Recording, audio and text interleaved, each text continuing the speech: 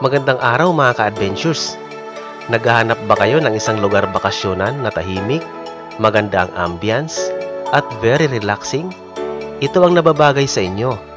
Dito ay wala kayong ibang iisipin, kundi mag-relax, kakain, magsuswimming, at gigising sa napaka-romantic na umaga. Kaya ngayong araw, samahan ninyo kami para ma-experience muli ang isa sa pinaka-relaxing place na napuntahan namin. Ito ang paulit-ulit naming pinupuntahan at di nakakasawang balikan sa lahat ng mga lugar na narating namin.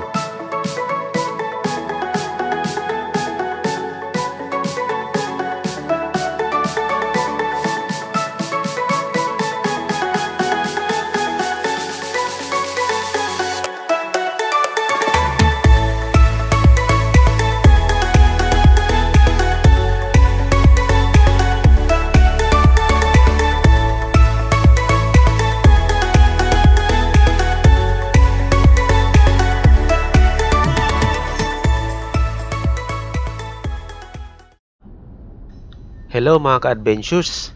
Magbibiyahe na naman tayo at ngayong araw ay babalik tayo sa probinsya ng Catanawan, Quezon para ipakita sa inyo ang isang resort na binabalik-balikan namin lagi. I think pang-apat na beses na namin itong pinuntahan. Alam nyo kung bakit? Kasi sobrang nakaka-relax ang lugar, tahimik, romantic, at syempre all in na lahat pati pagkain. Wala na kayong iisipin pa. Kaya kahit medyo may kalayuan ang biyahe, ay sulit talaga ang pag-i-stay ninyo. Kaya tara na at muli nating layuhin ang Catanawan Cove.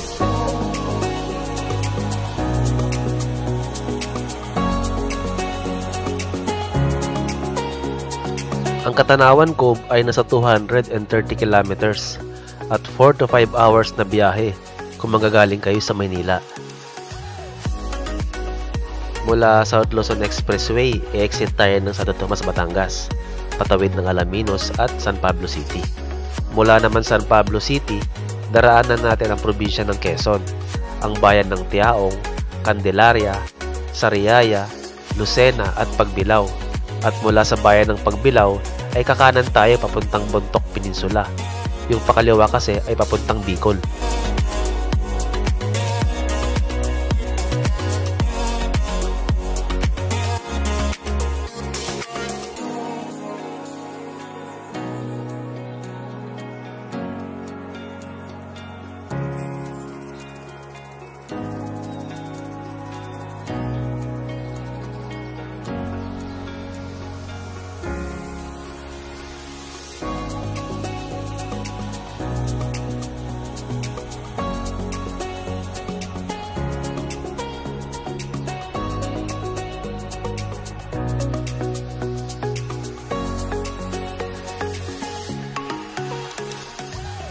Ngayong araw ay tinanghali na tayo ng alis sa Maynila, kaya inabot na tayo ng dilim sa daan. Mahalaga pala na bago kayo pumunta ng Catanawan ay mag-book na kayo online para sa reservation at less hassle na din. After more than 5 hours ay nandito na tayo sa Catanawan Cove. Punta muna tayo sa reception area para makapag-check-in na kaagad tayo. Ang kinuha pala naming room now ay yung Garden Villa na malapit sa poolside. Bukas ay ipapakita namin sa inyo ang loob ng kwarto at iba pang mga rooms na available dito.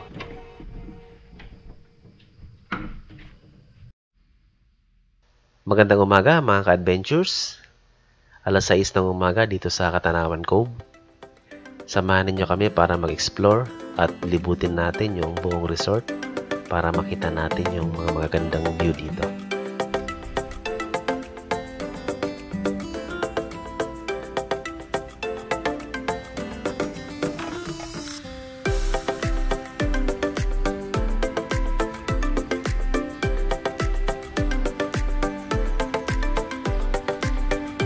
Ito pala ang mga available rooms na pwede niyong pagpilian pag pumunta kayo sa Catanawan Cove. Unahin ko lang yung kinuha naming room, yung Garden Villa.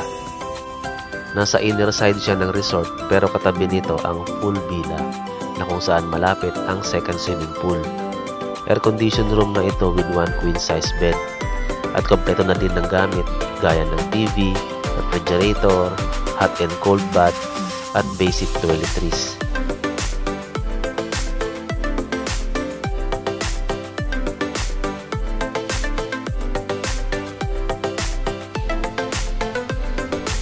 Next naman natin ay yung Hilltop Villas. Malapit naman ito sa reception at sa parking area.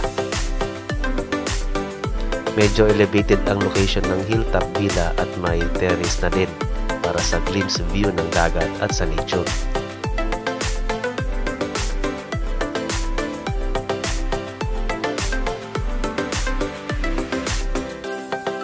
Gaya ng ibang room, kompleto na din ito with 1 queen size bed at air-conditioned room na din.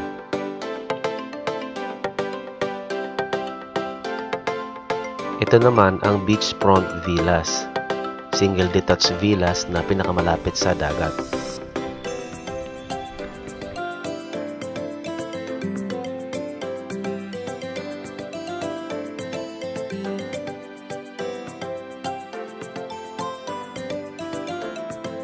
Mula dito ay matatanaw ang magandang view ng beach at lalo na pag-aabangan ang sunrise.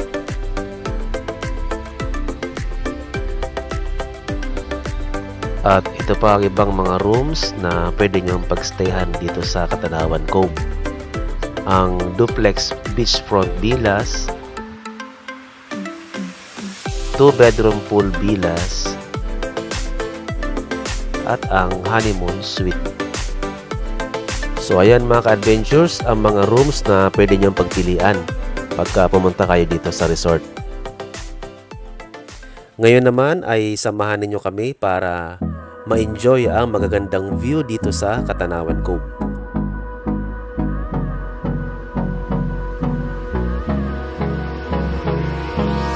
Hold me close till I get up. Time is barely on our side. I don't wanna waste what's left. The storms we chase are leading us, and love is all we'll ever trust. Yeah, no, I don't wanna waste what's left. And on we'll go, through the wastelands, through the highways, till my shadow turns to sun rays. And on we'll go, through the wastelands, through the highways, and on we'll go.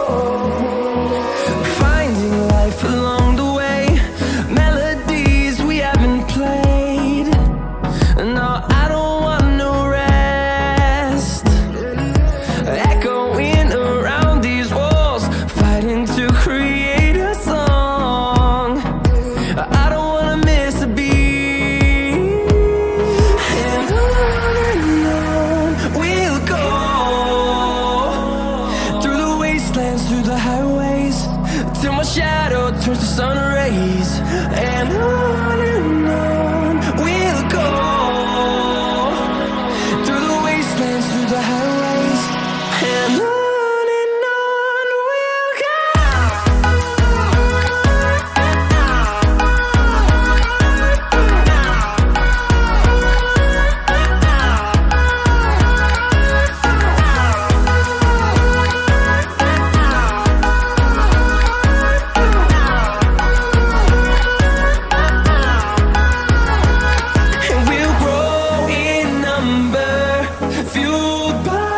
See the horizon turn us to thousands, and we'll grow in number, fueled by them. To see the horizon turn us to thousands, and on we'll go,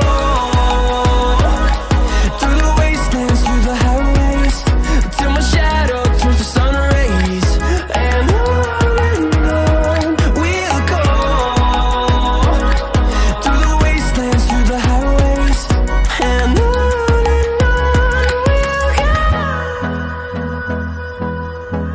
Maraming salamat mga ka-adventures sa panonood ng vlog namin.